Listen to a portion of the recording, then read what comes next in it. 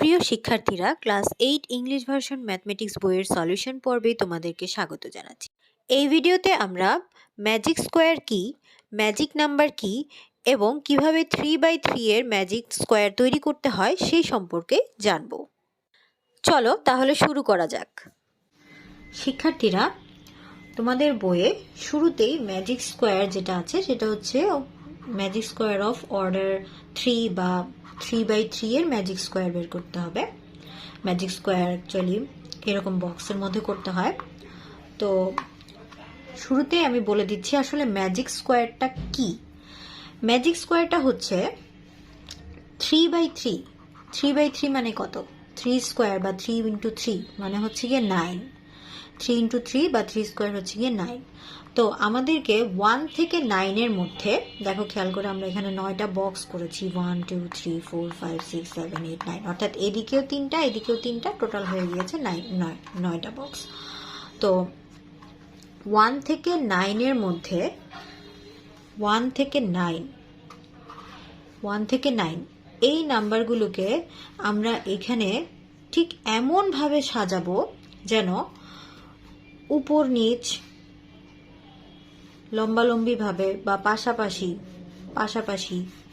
লম্বালম্বিভাবে বা ডায়াগোনালি আড়াআড়িভাবে যেইভাবেই তুমি যোগ করো না কেন, অ্যাড করো না কেন, তোমার সামটা অলওয়েজ সেম একটা নাম্বার আসবে। এখন প্রশ্ন হচ্ছে যে আমি এই যে নাম্বারগুলো এখানে আমি সাজানোর পরে যে আমি যখন অ্যাড করব, সাপোজ এখানে কিছু নাম্বার এসেছে যেগুলোকে আমি যদি অ্যাড করি সেটার প্রত্যেকটার সামেশন সেম আসবে। তাহলে ওই যে সাম করলে যে জিনিসটা আসবে, সেই সামেশন যেটা আসবে সেটাকে বলা হয় ম্যাজিক নাম্বার। তো আমরা যেটা করব, ম্যাজিক স্কোয়ার তৈরি করার আগে আমরা ম্যাজিক নাম্বারটা আগে বের করে নিব। তো ম্যাজিক নাম্বার বের করার একটা সুন্দর ফর্মুলা আছে। ফর্মুলাটা আমি তোমাদের এখানে আগে বলছি। ফর্মুলাটা হচ্ছে ম্যাজিক নাম্বারকে যদি আমরা কে দ্বারা ইন্ডিকেট করি তাহলে k equal to n into n square plus 1 divided by 2। এই ফর্মুলা অ্যাপ্লাই করে তোমরা খুব সহজেই ম্যাজিক নাম্বারটা আগে বের করে নিবে। তারপরে তুমি খুব সহজে ম্যাজিক স্কোয়ার তৈরি করে তুমি দেখতে পারবে যে তোমার ম্যাজিক স্কোয়ারটা আসলেই কারেক্ট হয়েছে কিনা, তুমি অ্যাড করে তুমি দেখতে পারবে। তাহলে এখানে তুমি প্রথমে বলবে এনটা আসলে কি। এনটা হচ্ছে তোমার প্রশ্নে যেই নাম্বারের ম্যাজিক স্কোয়ার বের করতে বলা হয়েছে সেটা। যেমন আমরা প্রথমে বের করছি 3 এর ম্যাজিক স্কোয়ার বের করছি, তাহলে আমরা এখানে এন এর মান ধরে নিব 3। তাহলে 3 into 3 square plus 1 divided by 2। তার মানে আমি যদি এখানে ক্যালকুলেশন করি, 3 ইন্টু 3 স্কোয়ার মানে হচ্ছে 9 প্লাস 1 10, তাহলে 3 ইন্টু 10 বাই 2। 2 দিয়ে আমরা 10কে ডিভাইড করতে পারি, 5 আসবে, 3 5 আর 15। তার মানে আমাদের 3/3 এর ম্যাজিক নাম্বারটি হচ্ছে 15। 3/3 এর ম্যাজিক নাম্বারটি হচ্ছে 15। তো আমরা এখানে 15 আগে লিখে নেই যে আমরা ম্যাজিক নাম্বার পেয়েছি 3/3 এর ম্যাজিক নাম্বার আমরা পেয়েছি 15। তো এই ফর্মুলাটা ব্যবহার করে তুমি যে কোনো নাম্বারের ম্যাজিক নাম্বার কত আসবে সেটা তুমি বের করে নিতে পারবে। যেমন 3 এর পরেই আমরা 5 এর ম্যাজিক নাম্বার সম্পর্কে জানবো। যখন আমরা 3 এর পর 5 এর ম্যাজিক নাম্বার সম্পর্কে জানবো তখন আমরা ঠিক এখানে n এর ভ্যালু 5 বসিয়ে ক্যালকুলেট করে দেখবো যে আসলে ম্যাজিক নাম্বার কত।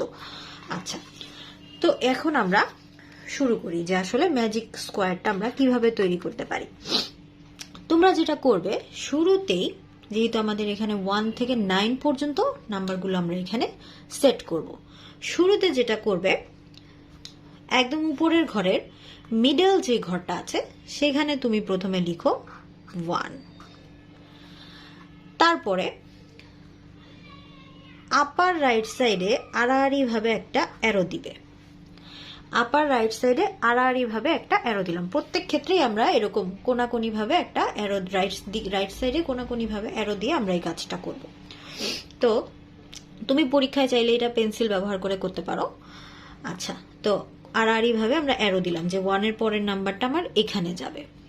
কিন্তু খেয়াল করে দেখো, এদিকে আমার কিন্তু কোনো ঘর নেই। যেহেতু এখানে কোনো ঘর নেই, তাহলে আমরা প্রথমে এই সাইডে দেখবো যে এইদিকে কোনো ঘর আছে কিনা। এদিকে কোনো ঘর নাই। তাহলে নিচের দিকে খেয়াল করে দেখো, এই দিকে কিন্তু অনেকগুলো বক্স আছে। তো এইখানে বক্স, 3টা বক্স খালি আছে। তো আমরা কোথায় লিখবো? আমরা কিন্তু এখানে লিখবো না, এখানেও লিখবো না, একদম সোজা চলে যাব নিচে। আর নিচে গিয়ে এই জায়গায় লিখবো হচ্ছে কি আমরা 2, 1-এর পরের যে নাম্বারটা সেটা। এরপর সেম একইভাবে আমরা আড়াআড়ি ভাবে আমরা একটা অ্যারো দিলাম। এখানেও কিন্তু সেম আগের মতোই হলো, যে এখানেও কিন্তু কোনো ঘর খালি নেই। তাহলে কি করতে হবে? আমরা দেখো এদিকে যেহেতু কোনো ঘর নেই, খালি নেই বলতে এদিকে কোনো ঘর নেই আসলে, যেহেতু এদিকে কোনো ঘর নেই তাহলে আমরা দেখব ঠিক এই পাশে কিন্তু ঘর আছে। তো এই পাশে যেহেতু আমাদের খালি জায়গা আছে, এখানে আমরা একদম শেষে যে স্পেসটা আছে সেখানে গিয়ে লিখবো হচ্ছে 3। আশা করি তোমরা এতটুকু বুঝতে পেরেছো। কি করলাম? আমরা প্রথমে 1 লিখলাম, একদম উপরের মিডলে যেটা খালি ঘরে মিডলে আমরা প্রথমে 1 লিখে শুরু করব। এরপরে আড়াআড়ি ভাবে অ্যারো দিব। এখানে যেহেতু কোনো ঘর নেই তাই ঠিক এর পাশে যে এই ঘরটা খালি আছে এই বরাবর নিচে আমরা লিখেছি 2। এরপর 2 এর রাইট সাইডে আড়াআড়ি ভাবে উপরের দিকে আমরা অ্যারো দিলাম। এখানেও কোনো ঘর না থাকায় আমরা এই দিকে ঠিক, যেহেতু এইদিকে একটা ঘর আছে, এইদিকে ঠিক লেফট সাইডে গিয়ে আমরা লাস্টে যে ঘরটা আছে সেখানে গিয়ে লিখলাম 3। এখন 3 এর এখানে এবার একটু খেয়াল করো, এখানে একটু ডিফারেন্ট। 3 এর এখানে আড়াআড়ি ভাবে আমরা আবার অ্যারো দিলাম। অ্যারো দেওয়ার পরে দেখছি যে এই ঘরটা কিন্তু অলরেডি ফিল আপ আছে। যখন তোমরা দেখবে যে এখানে ফিল আপ আছে তখন তোমরা কি করবে? ঠিক এইটার 3 এর নিচের ঘরে তোমরা লিখবে হচ্ছে গিয়ে 4।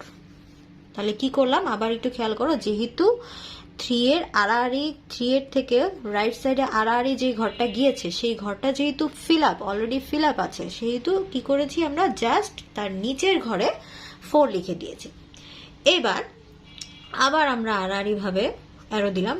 এখানে কিন্তু ঘর সুন্দরভাবে খালি আছে, তাহলে 4 এর পরের নাম্বারটা হচ্ছে 5।